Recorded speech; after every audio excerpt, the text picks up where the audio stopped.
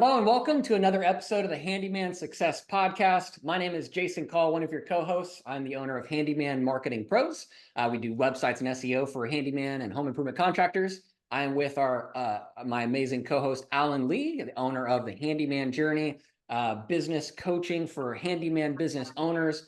Also the owner of Honestly Handyman Services in Sacramento, where he is the CEO and his business. He just does the business and the marketing and has an awesome handyman business in Sacramento. Today, we're joined by Travis with Sukasa Handyman. We're super excited to have a conversation with Travis. First off, as you guys know, if you've been listening for a while, our mission for the Handyman Success Podcast is to teach and to inspire using the stories of our guests. So we truly hope, like, our mission is that from these episodes, you will gain something you can apply in your life, in your business, to help make it better, to inspire you that you can reach your goals. You can have a better future for your personal life, for your business. It's all achievable and shown through all the stories of our amazing guests. So without further ado, Travis, thanks so much for joining us, man. If you don't mind, give us a little snapshot of who you are, where you're located, and a little bit about your handyman business. Hey, thanks guys for having me on here. I'm excited to talk with you. Yeah, my business is Sukasa Handyman, and I'm based in Taylorsville, Utah, which is a suburb of Salt Lake City. And I started about a year and a half ago, and it's been a good journey, and I just see it becoming better and better. What prompted you to start your handyman business? Like, where were you at before you started? And like, what kind of sparked this whole initiative to start your handyman business? I started out in construction like my senior year in high school. I just had like a couple classes I had to take to graduate. And so I went to school in the morning and then I started framing houses in the afternoon. Um, that kind of led into other construction jobs and also to me thinking a lot about getting out of construction because it was it's a kind of a rough business to be in. And I tried a bunch of different things, tried a bunch of different jobs, kept ending up back in construction. And then when the Great Recession came in 2008-9, I ended up going back to school to get a second associate's degree. Got a job doing water monitoring actually for the U.S. Geological Survey. And I did that for about 12 years. Always kind of missed building things and doing things with my hands. I did some of that with that job, but it was a great job, but I got burned out. And I kind of like for decades, longer than I really want to admit, I've had this kind of dream of working for myself, but this fear that I might not be able to handle it mentally. I might not be able to make the kind of money that I really would need to make it worth it. So just living with a lot of fear with, this kind of dream that I was afraid to jump into, and finally got burned out enough on my job and had a situation with my partner Roxana where we were kind of set up so that I could take some time off, figure out where I wanted to go, and ultimately, settled on this idea of a handyman business that I've had for a really long time. And so I left that job and I went for it. So Awesome. So what about the handyman business were you drawn to as compared to similar like construction trades? well, for one thing, it's you're not out on like a big job site with a bunch of other stuff going on. Um, I kind of was drawn to doing smaller projects and kind of originally, well, mostly have thought about something that I could do where it's just me. I could be a solo operator. And so it's just kind of like, um, it seems like a good marriage of like my skills and kind of how I wanted to go about being self-employed. You don't have, a foreman that's like yelling at you all the time. There's a lot of that in construction where it's kind of brutal. The learning process can be rough. So um, the smaller jobs and the being not being on a big stressful job site while still being able to build things and do things with tools and with my hands was appealing to me. So That's Awesome. awesome. And what type of work do you generally do as a handyman? Like, because I know that the laws vary in different states, where you can only do this much or you can only do that much. Like, because there's some people that define themselves as handyman that do big remodels. Some people just do like ceiling fans and stuff. Where do you kind of fall in that range? yeah, in Utah, we do have limitations on a handyman. You get what's called an exemption. There's a dollar limit. You can't do structural work and stuff like that. And so I started out with that handyman exemption. Quickly saw that, I get a lot of requests for jobs that take several days and quickly exceed that dollar limit. And so I actually got my general contractor's license last year, but Mhm.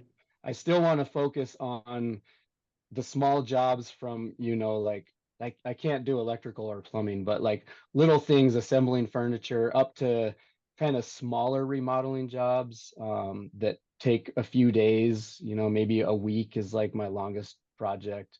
Um, and kind of that stuff that's a little too small for a lot of general contractors, but maybe a little too big if I just had my handyman exemption and that dollar limit. So That's awesome. One thing I love to ask coaching clients is what separates you, what do you feel separates you from other handymen in and around Salt Lake City, Utah? Like what would you say, why would a customer call Sukasa handyman rather than Joe the handyman?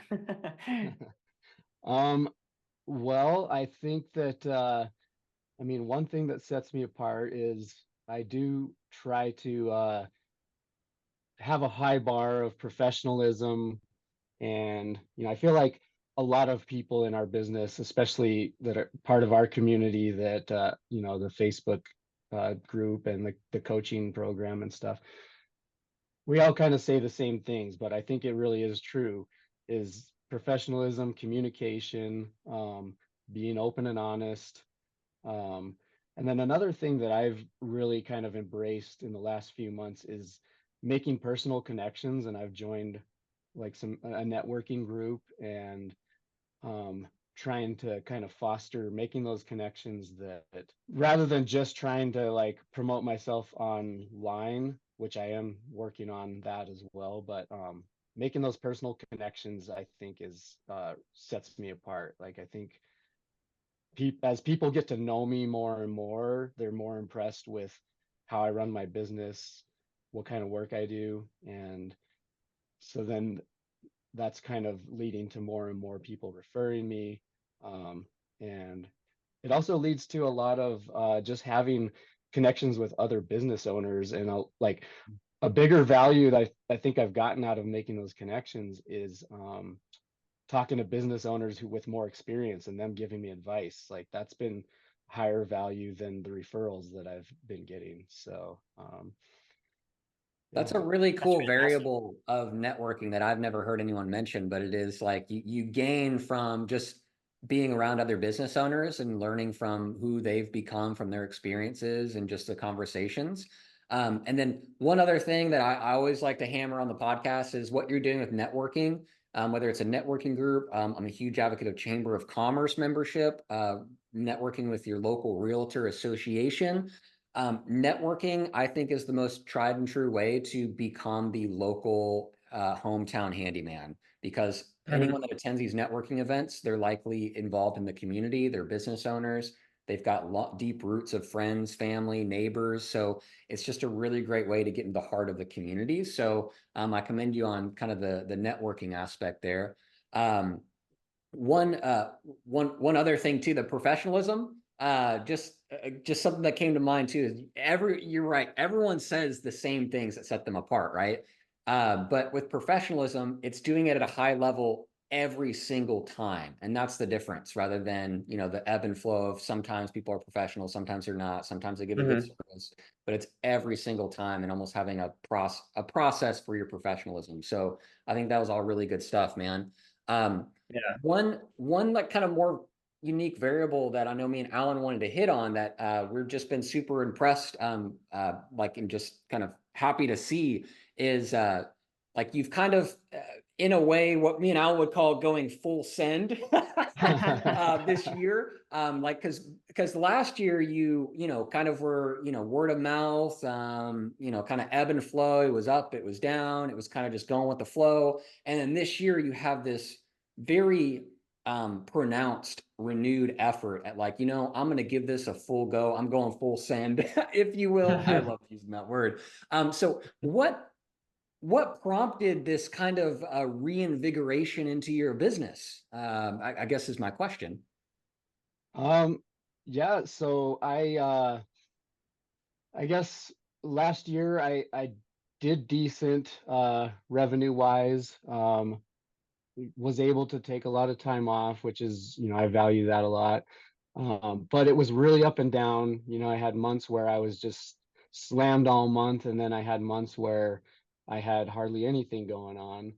And I just, and kind of also like some personal goals of like where I want to go with, you know, with, you know, my work situation and stuff. I realized like I need to do some things to get more consistent with my workflow. And so I really started kind of embracing some ideas that I was shunning a little bit, you know, one of them being like online marketing. I kind of had a website set up that I had started to build myself and never really got anywhere with it, and ended up with the Google business site. Finally realized, you know, if I'm going to make this more of a steady stream of consistent income and providing value to people, then I need to get more serious about how I'm going about that. And so um, that led me to kind of look more into the Handyman Academy, which has led me into embracing a lot of the things that I thought, you know, oh, I'm just gonna go for word of mouth. I'm not gonna try to, you know, market myself too much. Um, I, I've I've seen where that's really gonna help with my goals of becoming more consistent, being able to kind of set some income goals. So just kind of, you know, really, like, I really have to give a lot of credit to you guys, and especially Alan with the Handyman Journey, and your podcast, and then the Academy. It's really like I've started to really embrace these ideas that I'm learning about and go deeper into them and work harder at implementing them. So, and it's a lot of work to kind of go through that. Like, I've even December and January where I didn't really have a lot of work coming in, but I was doing a lot of background work to kind of set myself up for a smoother year this year. And you know, I know that even though now I'm, you know, getting up early, working, going to a job, coming home, working into the evening, like all this work is gonna eventually shift me into a place where I'm set up better to be more efficient and just enjoy running the business more.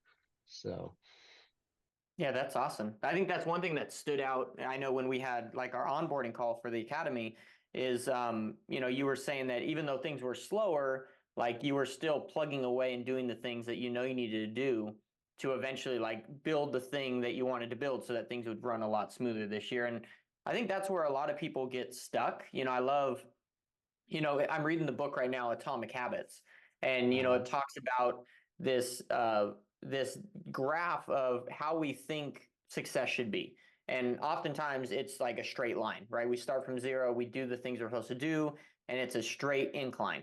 But in reality, it's more of like an arc. And the space between the arc and the straight incline of where we think we should be is called the valley of despair. And that's where a lot of people get stuck, is in the valley of despair, because they're like, I feel like I should be further along than I am.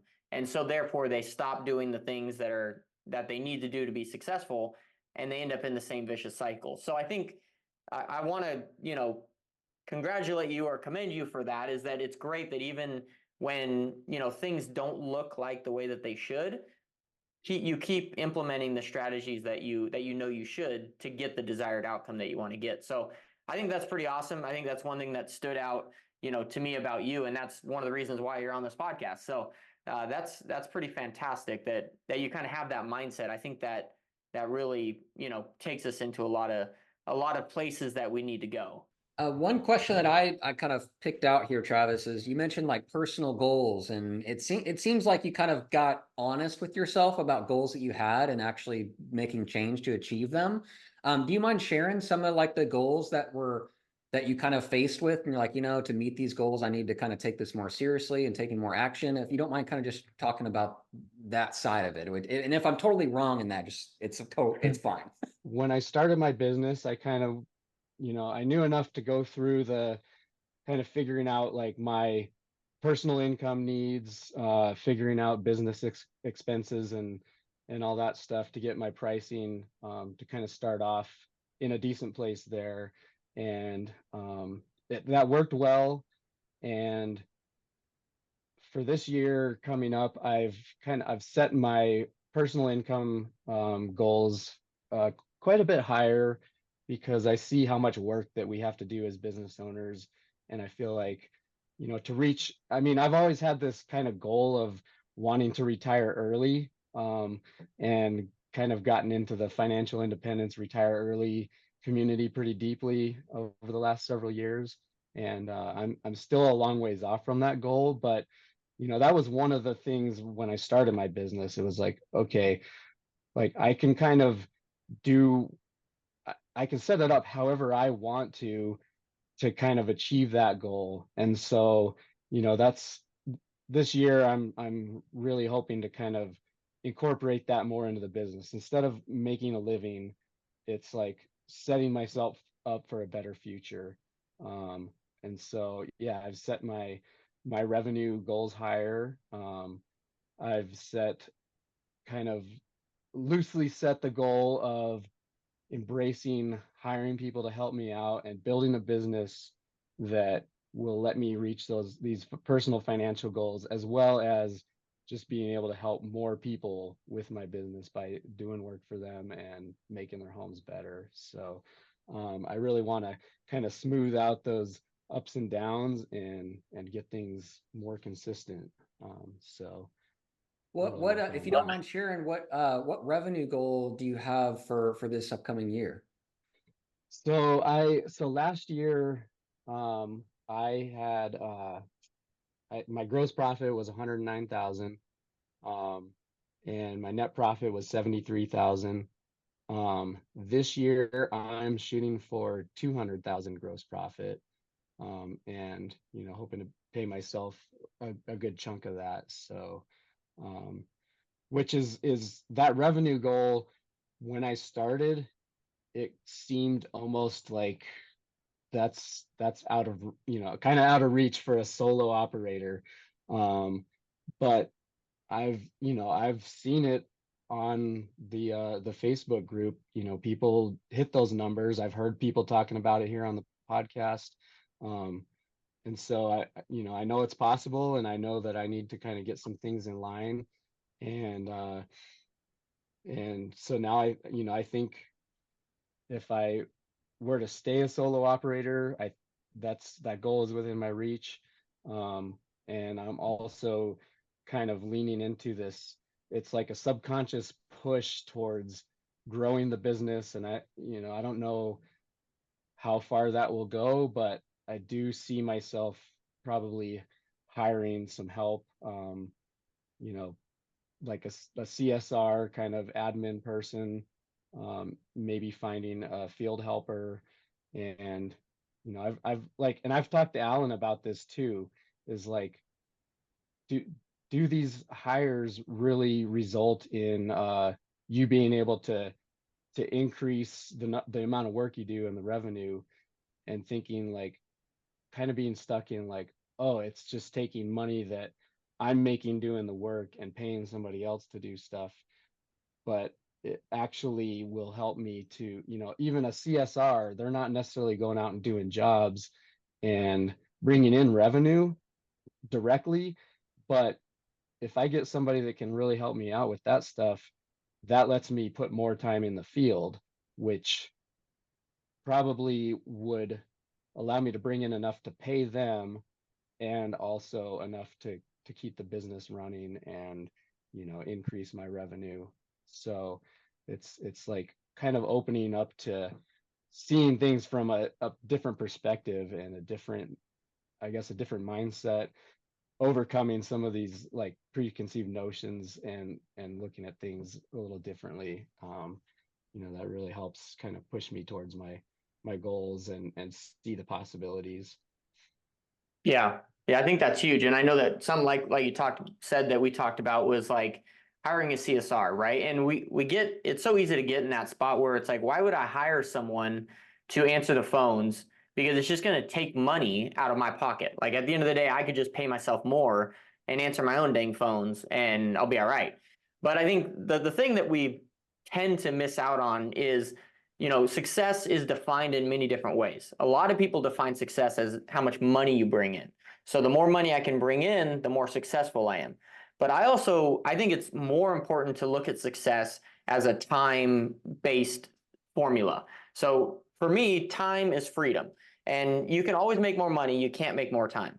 So if you can hire someone, say $600 a week or whatever it is, and they give you more time to do whatever you want, whether that's spend time with your family, whether that's time to work more time out in the field and make more money, whatever it is, they give you more time, it's well worth spending that money on that person, because there you're trading money for time rather than your time for money.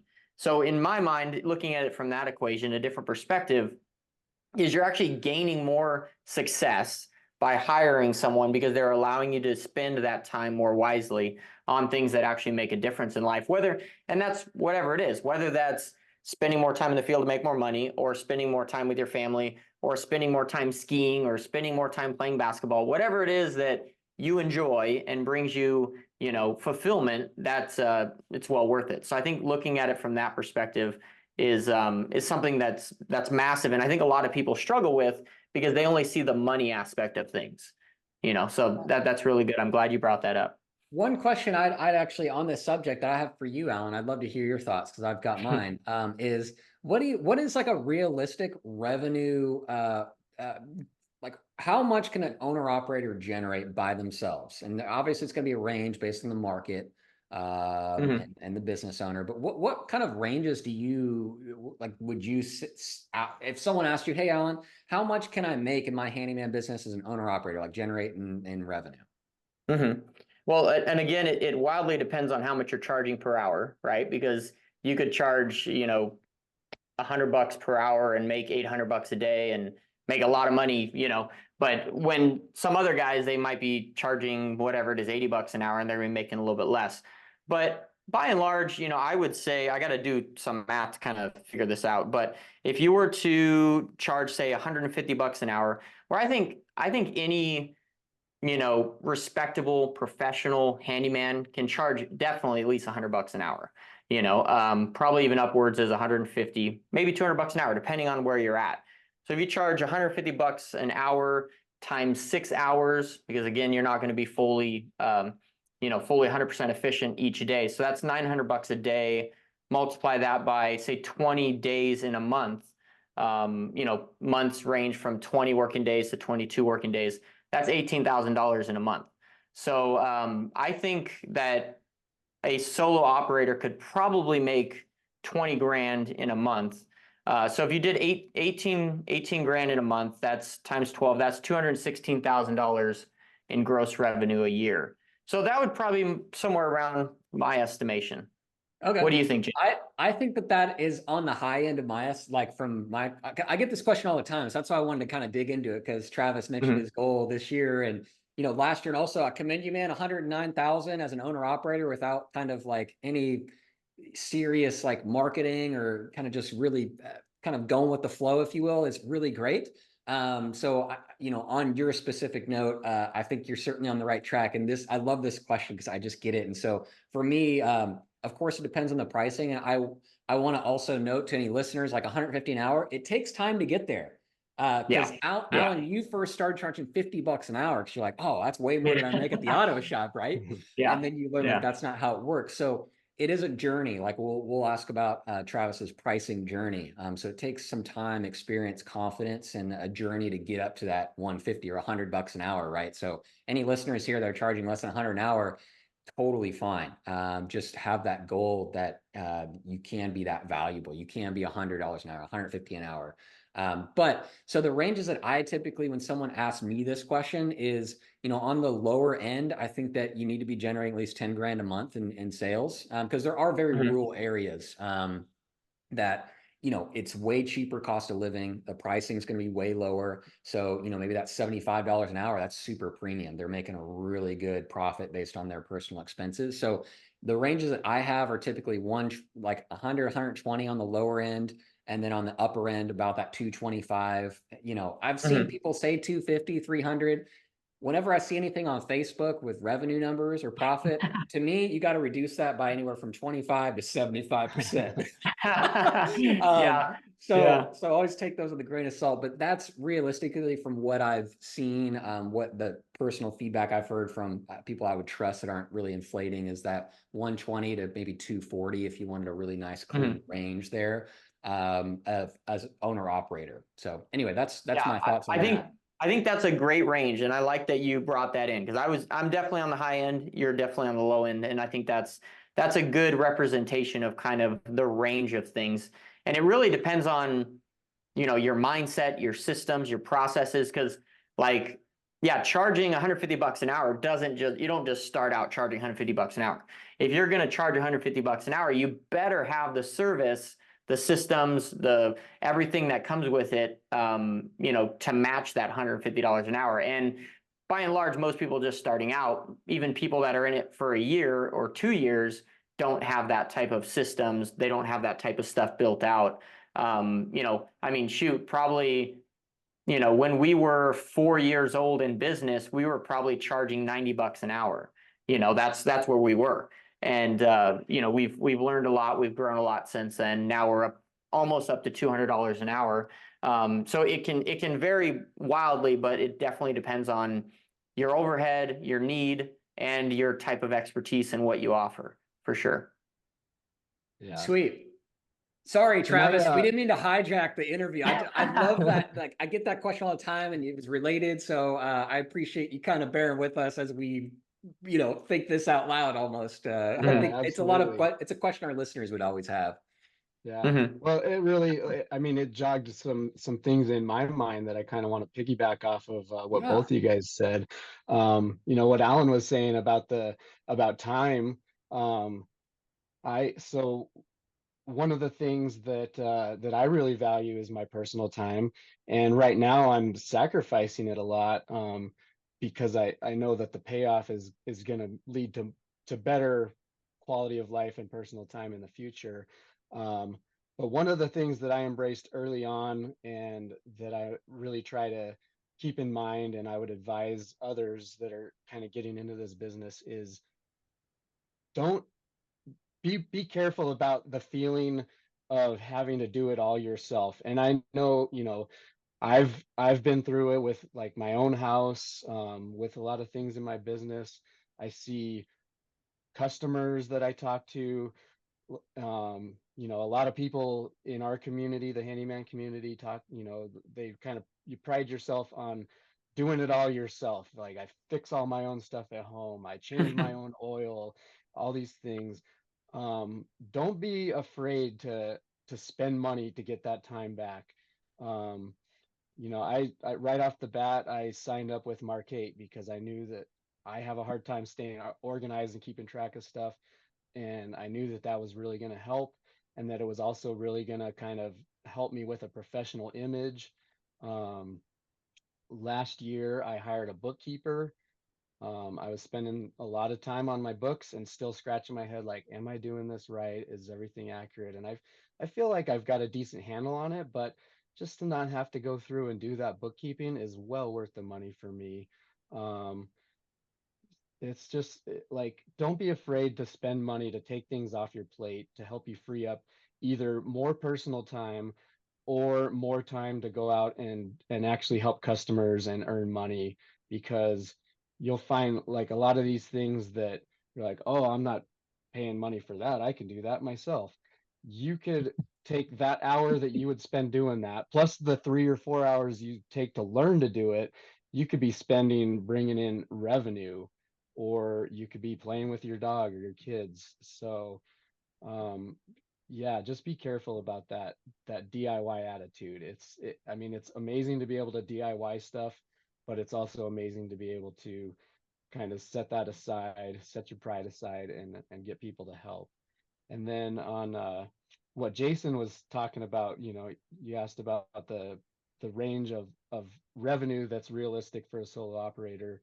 We talked a lot, you guys talked a lot about hourly rates and stuff. And I would just like to caution people who are listening, who are, reading the Facebook group and seeing these prices that people are charging, and don't compare yourself. Like, know what you need to make, know your expenses, know the income that you need from your business, and set your pricing so that it works for you. And don't get too caught up in what other people are charging, because comparing yourself to others is really bad for your mentality, and can really set you up for some disappointment and feeling like you're not where you should be, when really, if you're paying attention to what you need to do, where you should be, and if you're on track. And so yeah, just be careful with that, guys. Yeah. That's good. Good insights, man. I see that one because professionally build websites, and so I talk to a lot of people that spend dozens of hours, hundreds of hours on their website. It's like, oh, if you just spent that time out in the community or marketing directly tied to Yeah. sales, it's the best cure for when things are down is just all your time, your free time should be focused on generating sales if you're struggling with that. And Yeah. like you mentioned too, knowing your own numbers, knowing your price, and that's where I'll shamelessly plug Alan's pricing handbook on Amazon. It's like $15. Alan gets maybe a couple pennies because it goes to Bezos. So, support Jeff Bezos. Go buy Alan's pricing handbook. It'll help you help you get a brain on your pricing and block out all the other noise and Facebook and HomeWise or whatever other resources. Like, you only can find out your price based on your numbers and your life. And the ranges that we talk about are just very common revenue ranges, realistic pricing ranges for any professional handyman business that's licensed, insured. They've got some level of expenses, bookkeeping, marketing, whatever that is, as an owner operator, to kind of have your foundation that frees you to do a great job in your business. So really good insights there. Thanks for sharing that, Travis. Yeah. Definitely. Yeah. And I Definitely. mean, on that spending money, to free up time, like that was one of the things I did recently, right, Jason, is I finally was like, I need a good website. I put hours and hours into trying to build my own on WordPress, never really got anywhere with it. Set up the Google.business site, where I have a picture, a portrait of me on the top of it, and the top of my head is cut off because whatever, the photo gets reformatted when you put it in there. And so it's like, okay, like I'm not good at this stuff, so I got somebody that is good, and to me it's money well spent. And I just, bookkeeper, the website, all that stuff, as I add it, I plug it into my spreadsheet where I figure out my pricing, and I adjust as needed. So Yep. and that's another thing too, is I'm not afraid to, like, my I change my pricing like frequently, up and down. It depends on how much work I have. It depends on, did I just, I added a new service of some sort, um, or I'm paying for a service to help me run my business. So, okay, I got to put that extra $100 a month into my pricing sheet, look at the price and adjust it. And I'm not married to, like, this is my rate, this is all it's going to be. It's really kind of fluid. And I think that goes for a lot of things in the business, is don't be stuck on one way or one number. Like, test things out, figure out what works, you know uh something fails, you move on, you try something else. So it's fun. It's like a big science experiment. You're just keep twisting dials and flipping switches, and you know kind of learn what works and what doesn't for your personal situation. Man, that's huge. That's huge. And I know that we were talking earlier, Travis, about some of like the past demons that you've had to overcome. And I know that there's a lot of people out there that they struggle with kind of mindset issues, right? That's really what it comes down to. And can you share with us maybe some of the demons that you've overcome, whether it's been kind of mental stuff or business related stuff or personal stuff? Like, what are some things that you found have kind of kept you back in business and ways that you've overcome them? Do you mind sharing a little bit about that? Yeah, totally. Yeah, so when I've struggled with depression like for a really long time. Not, not the situational kind where something happens, but kind of the more persistent, just kind of chronic depression. And I've put in a lot of work. Like I've gone to therapy, I've read a lot of books, and really worked on that. And one of the things that kind of held me back and kind of kept me in that cycle was I've really had some struggles with alcohol off and on in my life. And I've gone through periods where I've abstained and like realized, oh, I feel a lot better. I feel a lot more, kind of regulated. And then I'll kind of fall back into it. And so like last May, I completely quit drinking. And I think, starting up my business, I was in a good place mindset wise and emotionally. Like it was exciting and new, but I was still drinking a fair amount. And what I kind of realized is that was really keeping me, even though I had some excitement in life and stuff that brought me up. Eventually you kind of you go back down. And alcohol, the way it affects your emotions and your mental health, it was really holding me back and continuing to kind of get me into these ruts. And I stopped. And it took a while, but after a couple months, it's like, oh, I feel more energetic. I feel less reactive. It's just, having your mental health, and if you have, substance issues or, other demons, if you work on those and you can get those straightened out and get in a better place, it really does just kind of make life easier and more enjoyable. And I mean, I feel like I've really kind of opened up to the possibilities. I've put a lot more effort into making personal connections with people. It's just really like changed my outlook and the way I handle myself, the way I can manage, emotions in tough times. So, if you're struggling with that kind of stuff, it's it's gonna make your life so much better if you can kind of work on that. And it takes help. Like you need to have a good support system. I've got a lot of great friends and family, and talking about things, being open. Like here, this is very vulnerable for me to be talking about this, but it's it it's going to help me personally, and I also hope that it's going to help other people.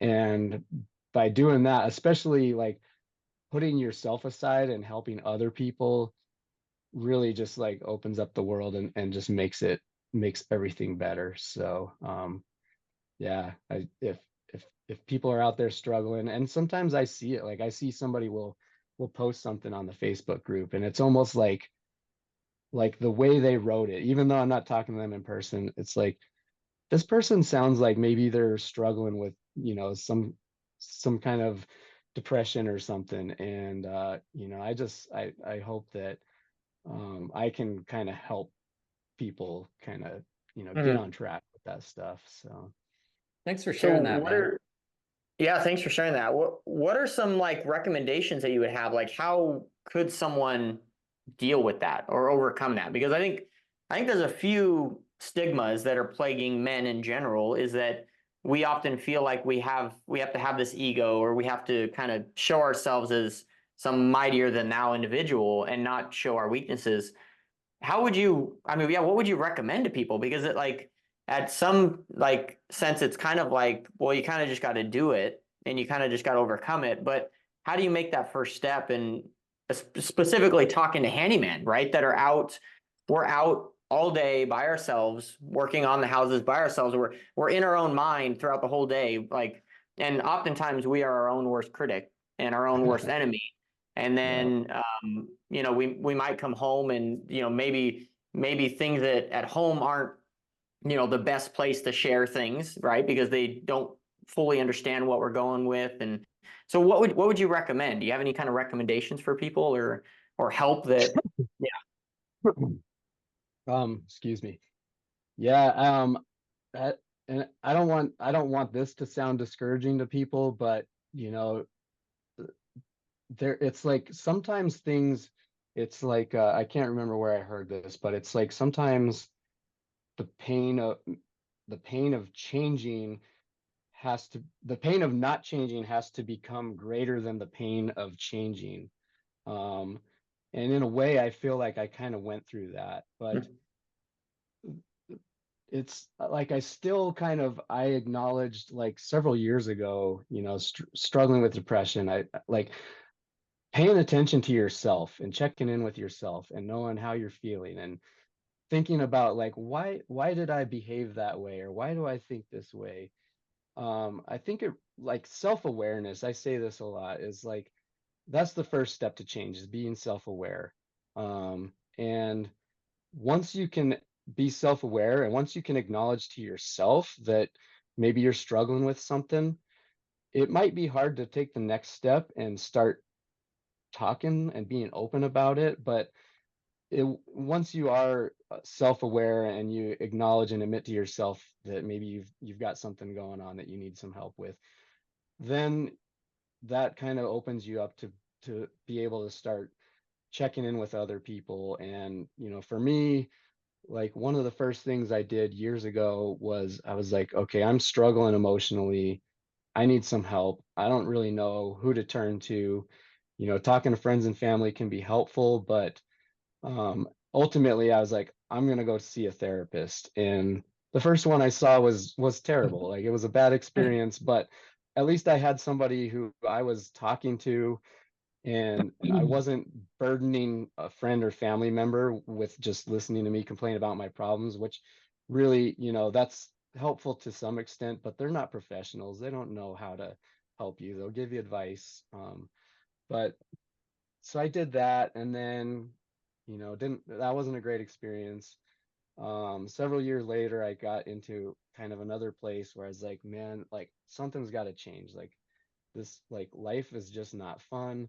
So I tried another therapist who actually was really good, and she really helped me through a lot of stuff. And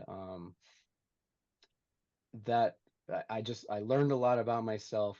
I still didn't, you know, completely feel like I figured it all out. I did for a few months, and she kind of changed her business. I stopped seeing her, and went for a long time again without really talking to anybody, and kind of, you know, wrestling with alcohol abuse.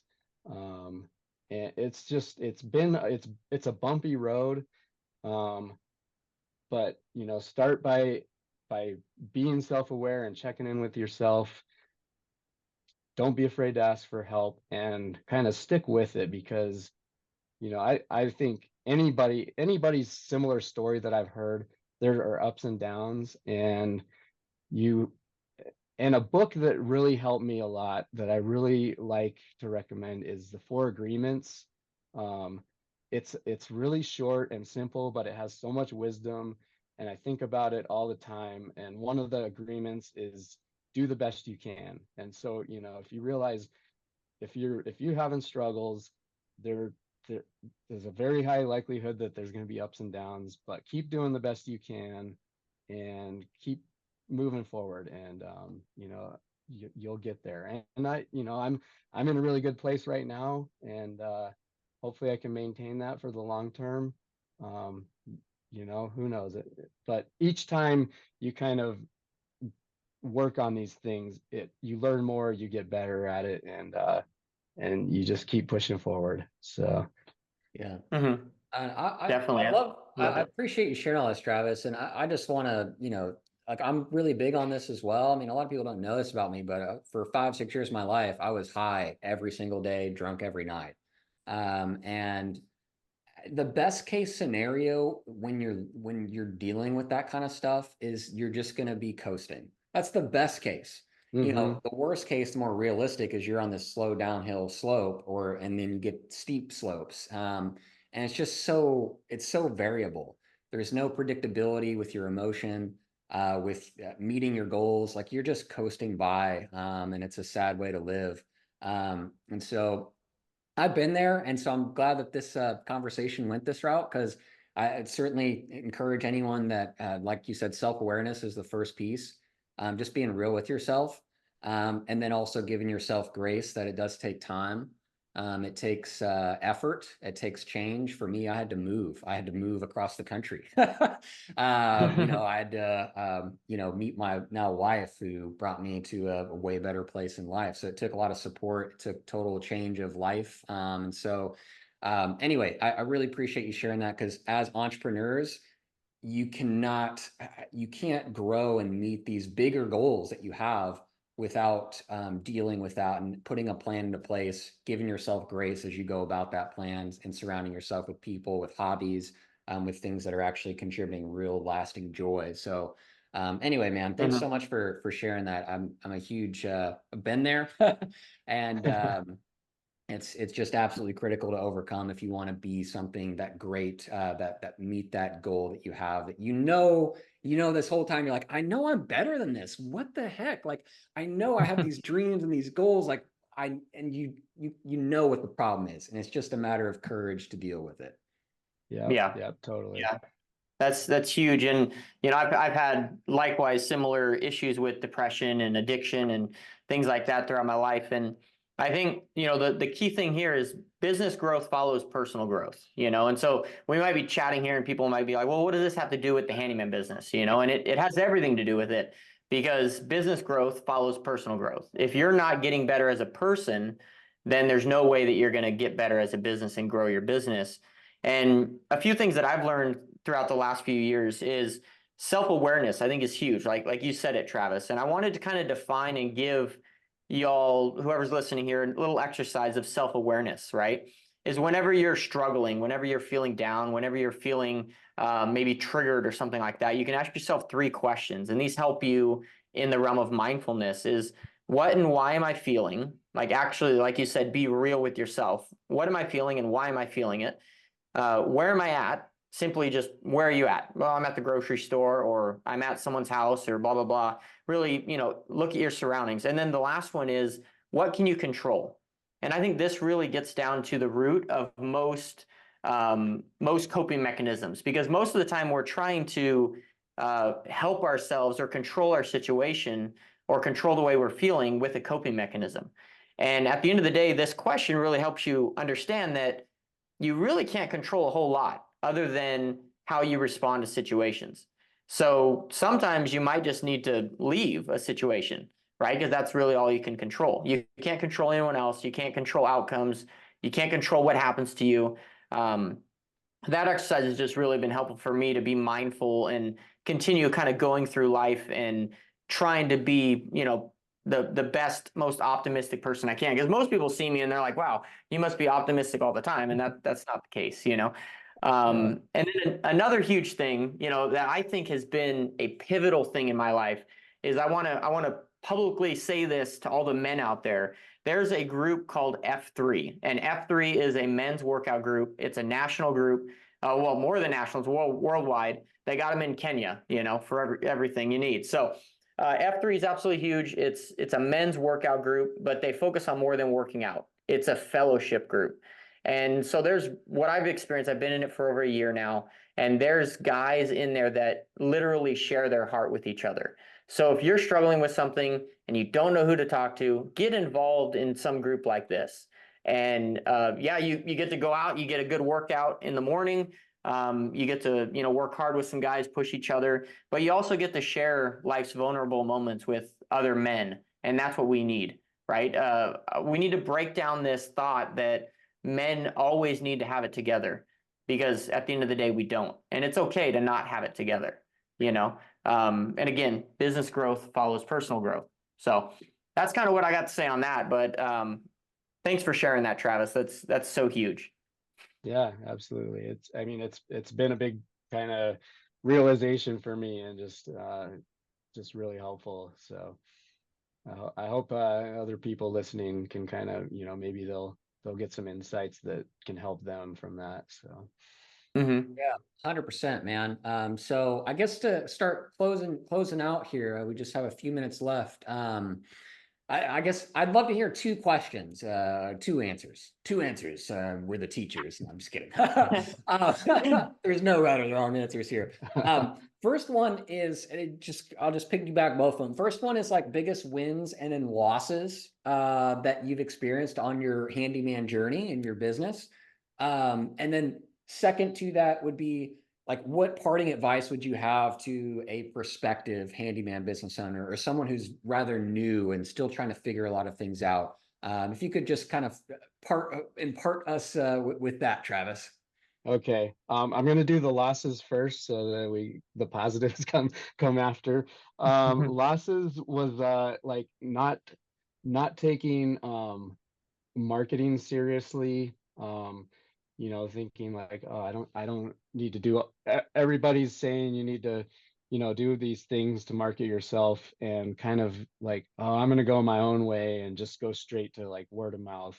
Um, that kind of, I feel like that set me back. I think that word of mouth is great, and it would be great if you don't have to spend a bunch of time on marketing, but at least for me, I really should have been putting more effort into that earlier on, and I think I, could could potentially be in a much better place now than I am, which is not a bad place. But yeah, I wish I would have taken that a little more seriously early on.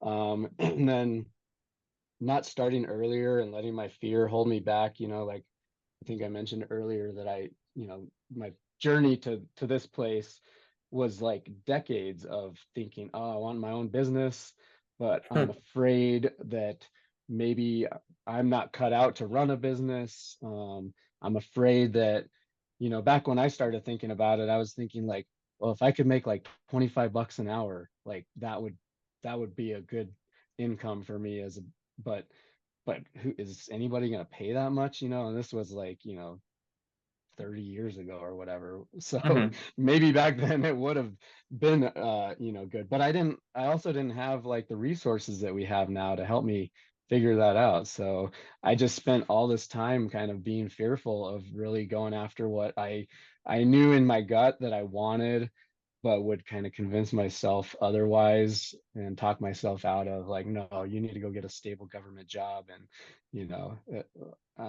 like I just wish I would have started way sooner, and I wish I would have really worked to overcome those fears a lot earlier. So, and that gets easier as you overcome one fear, the next one's a little easier and a little easier. So big wins. On the flip side, getting started. um it's like, and I have this philosophy of like, there are no wrong decisions. You make a decision and then you correct course as you go along. So, Mm-hmm. get started, whatever that means. If that's part-time, get started, and then grow and learn as you go, and you'll figure it out.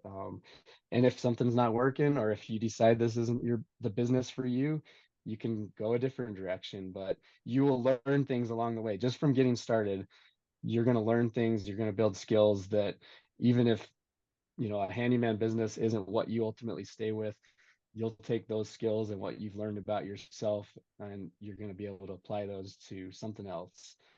So get started, um, connect with people. That's been huge, and I'm really trying to lean into that more and more. Both personal and in business. Um, and then, like we say, Alan says it all the time: know your numbers. Um, and when you have that knowledge, it just makes you can you know your numbers, you know which way you need to go, and you know where the problems are and where the good things are. And so, that's really huge. Yeah. Um, Love it. Absolutely fantastic. Well, thank you so much, Travis. This has been a fantastic podcast. I think you've given us a lot of great information. Thank you for allowing us time to jump into your business and hear a little bit about your story and sharing some intimate moments with us. We really appreciate you being here. I want to thank you all the listeners for listening today. We couldn't do it without you. I mean, without you guys, we would just be three weird guys talking to a camera. So thanks for being here. We appreciate it. I want to give a highlight and a shout out to my good friend, my co-host, Jason Call. He's absolutely fantastic. If you need anything that has to do with marketing, whether that be a website, SEO, anything like that, reach out to Jason at handymanmarketingpros.com. Not only will he take care of your marketing needs, but he'll honestly treat you like a human, which is fantastic. A lot of people don't do that. He really cares for his clients. And I really appreciate you, Jason, for being my friend, being my co-host here at the podcast. And also, you can reach out to me at handymanjourney.com. I would absolutely love to chat with you anytime about handyman related issues. You can set up a free call with me or Jason at our respective websites. And we launch these podcasts once a month. So tune back here next month on the 1st and catch your next podcast episode. So thank you guys so much for tuning in. Like and subscribe to this video if you're watching it on YouTube. Also leave us a comment. That helps with the Google algorithm and all that fancy stuff. So thank you guys so much, and we'll catch you on the next one.